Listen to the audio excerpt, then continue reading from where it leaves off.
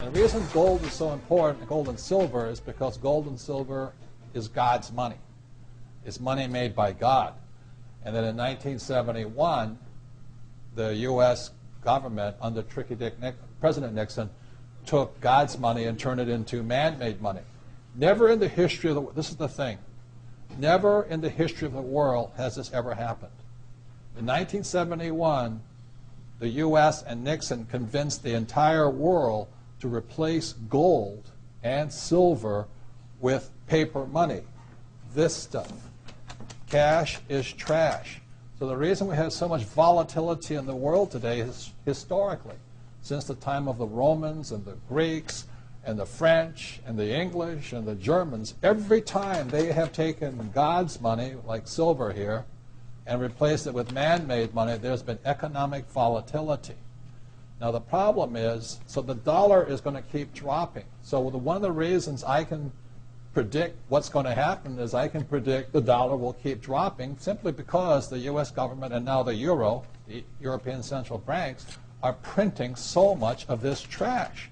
So you'll see gold going up in price, oil going up in price, real estate going up in price, because this is trash. So that's what happened in 1971. It's happened throughout history. And the reason this current election doesn't make any difference is the only person that can put this back in place is a strong, charismatic leader. People like Julius Caesar, Napoleon. That's why they were such great leaders, was they actually replaced this with this. Unfortunately, we do not have that person among the candidates. I know Ron Paul, philosophically, I agree with him as closely as possible, but unfortunately I don't think Ron Paul has the chutzpah, as my Jewish friends would say, to change this whole thing. So there will be more this printed than ever before, which means the dollar keeps coming down and other things keep going up. And that's really what's going to happen. It's predictable. And eventually this will go to its true worth, zero. So all of you savers out there and people trying to save this trash, you're going to lose big time. To me, I've been saying this for a number of years now, silver is the biggest opportunity I have ever seen, bigger than real estate, bigger than anything else. And silver, as we're talking today, 2008, is about $15 an ounce. Mm-hmm. There's less than 10-year supply worth of silver on planet Earth. The difference between gold and silver is gold is hoarded, silver is consumed. Silver is an industrial precious metal. It is used in cell phones, telephones, computers, electric lights, everywhere. The more information age we become, the more we use silver.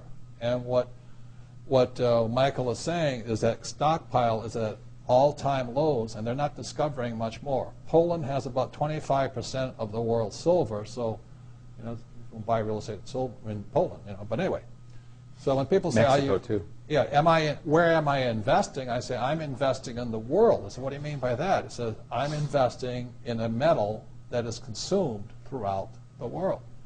So I haven't, I buy a little gold, but I've been buying silver. Kim and I have been buying silver since it was about $4 an ounce. And we stockpile it, we buy ETFs, we buy anything we can in that stuff.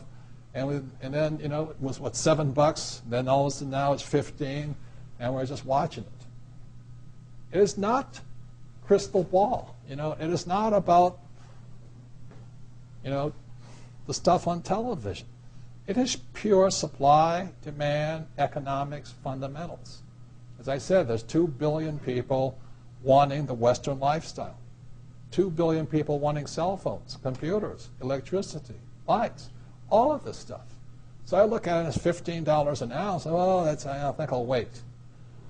Well, I remember when it was $3 and $3.50, then $3.70, then $4, and then I said, yep, the bottom had been hit, the thing is trending up, and it just keeps going.